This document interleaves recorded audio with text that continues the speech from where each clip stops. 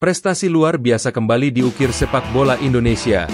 Untuk pertama kalinya, semua kategori timnas Indonesia, dari level junior hingga senior, berhasil lolos ke Piala Asia. Menteri BUMN sekaligus Ketua Umum PSSI, Erick Thohir, menyebut ini sebagai sejarah baru, menandai perkembangan pesat sepak bola nasional. Momen ini tentu menjadi kabar menggembirakan dan pantas dirayakan, terutama mengingat perjalanan panjang dan liku-liku yang dihadapi timnas selama beberapa dekade. Namun, keberhasilan ini bukanlah garis akhir, melainkan titik awal dari tantangan lebih besar. Apa yang akan dilakukan PSSI dan para pelatih untuk memastikan tim tampil maksimal di Piala Asia? Apakah kita hanya akan menjadi peserta yang sekadar numpang lewat? Atau mampu bersaing di panggung besar Asia? Keberhasilan lolos bukan jaminan prestasi. Ada banyak pekerjaan rumah yang harus diselesaikan agar momentum positif ini tidak berakhir dengan kekecewaan. Sementara itu negara jiran seperti Malaysia gagal di semua level masuk Piala Asia. Kabar kegagalan timnas Malaysia U17 dan U20 untuk lolos ke Piala Asia mengejutkan sekaligus mengecewakan banyak pihak.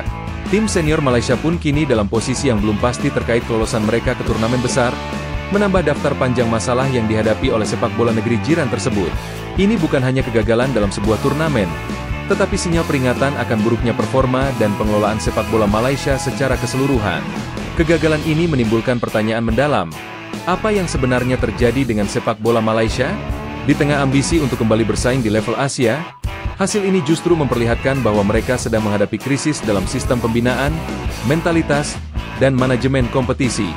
Dalam opini ini, kita akan menelaah akar masalah yang dihadapi Malaysia, dampaknya bagi perkembangan sepak bola di Asia Tenggara, dan pelajaran yang bisa diambil oleh Indonesia dan negara lain. Gagalnya Malaysia di level U17 dan U20 mengindikasikan bahwa ada masalah serius dalam sistem pembinaan pemain muda. Turnamen usia muda seharusnya menjadi ajang bagi negara untuk memunculkan talenta baru dan menyiapkan generasi penerus yang kuat. Namun, kegagalan beruntun ini memperlihatkan bahwa regenerasi di sepak bola Malaysia tidak berjalan dengan baik. Pengelolaan akademi dan kompetisi usia muda di Malaysia tampaknya belum mampu mencetak pemain yang siap bersaing di level regional dan internasional. Hal ini menjadi sinyal bahwa investasi dan pembinaan di tingkat dasar masih jauh dari memadai. Jika pembinaan pemain muda tidak diperbaiki, maka tim senior juga akan terus mengalami stagnasi. Selain masalah teknis, mentalitas bertanding juga menjadi faktor krusial dalam sepak bola modern. Tim nasional Malaysia kerap menunjukkan inkonsistensi dalam performa, terutama di pertandingan penting. Kegagalan di babak kualifikasi tidak hanya menandakan keterbatasan taktik, tetapi juga memperlihatkan bahwa para pemain masih kesulitan mengatasi tekanan di momen krusial. Kualifikasi Piala Asia adalah langkah awal yang penting, tetapi tantangan sesungguhnya adalah bagaimana timnas Indonesia bisa tampil konsisten melawan tim-tim kuat Asia. Dalam sejarahnya, Indonesia sering kesulitan menjaga performa di turnamen besar. Euforia lolos ke turnamen besar kadang membuat kita lupa bahwa tantangan terbesar adalah mempertahankan kualitas dan fokus saat kompetisi dimulai. Saat melawan tim-tim seperti Jepang, Korea Selatan, atau Arab Saudi, para pemain akan menghadapi intensitas dan tekanan yang jauh berbeda. Jika persiapan tidak maksimal, prestasi lolos ke Piala Asia hanya akan menjadi prestasi sementara. Oleh karena itu, program pembinaan dan strategi jangka panjang harus diprioritaskan, agar Indonesia tidak hanya menjadi peserta, tetapi mampu bersaing dan mencuri perhatian. Di bawah kepemimpinan Erick Thohir, PSSI telah menunjukkan banyak perubahan positif, terutama dalam meningkatkan profesionalisme dan mengatasi masalah internal.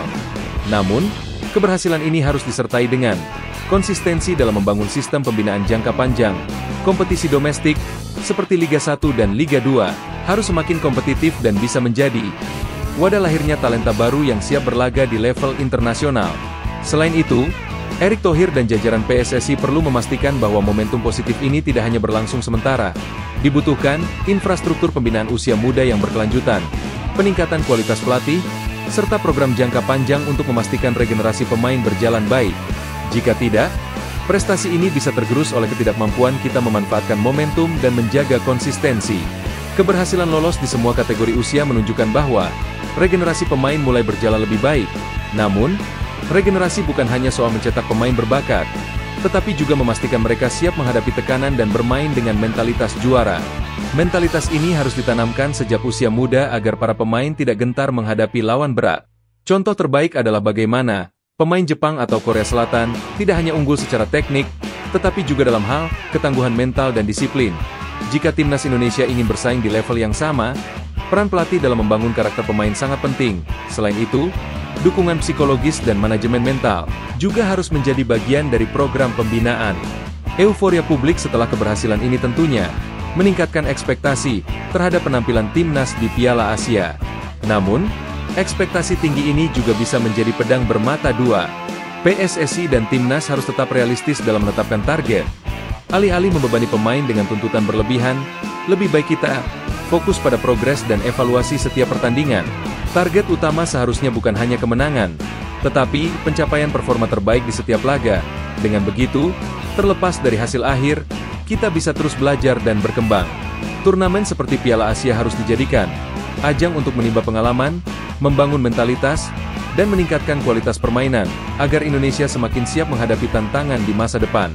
Keberhasilan semua kategori timnas Indonesia lolos ke Piala Asia adalah tonggak bersejarah yang patut dirayakan. Namun, ini baru awal dari perjalanan panjang menuju prestasi yang lebih besar. Momentum ini harus dimanfaatkan dengan perencanaan matang, persiapan maksimal, dan pembinaan jangka panjang, agar sepak bola Indonesia benar-benar bisa berkembang dan bersaing di level Asia. PSSI dan Erick Thohir sudah memulai langkah baik, tapi pekerjaan rumah masih banyak. Kita tidak boleh cepat puas hanya dengan lolos ke turnamen besar. Konsistensi, mentalitas juara, dan sistem pembinaan yang solid adalah kunci agar sepak bola Indonesia bisa terus melangkah maju. Pada akhirnya, prestasi ini harus menjadi motivasi bagi seluruh elemen sepak bola nasional, dari pemain hingga supporter, untuk berjuang bersama mewujudkan mimpi besar, melihat Indonesia berjaya di kancah internasional.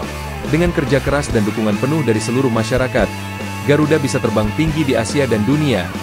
Garuda di dadaku, harapan di langkahku. Mari kita wujudkan mimpi sepak bola Indonesia. Terbanglah, saatnya kita bersatu. Jadilah pahlawan di hati, dengan keyakinan penuh. Indonesia, kami kan berlari. Terbanglah langkahku, menembus awan ini. Bawa harapan bangsa, satu tujuan kita. Bersama kita kan berjuang, takkan mundur langkah kita. Untuk semangat membara, Garudaku, Garudaku. Terbanglah Garudaku, bawa kita menuju kejayaan. Semangat takkan padam, Garudaku. Terbanglah.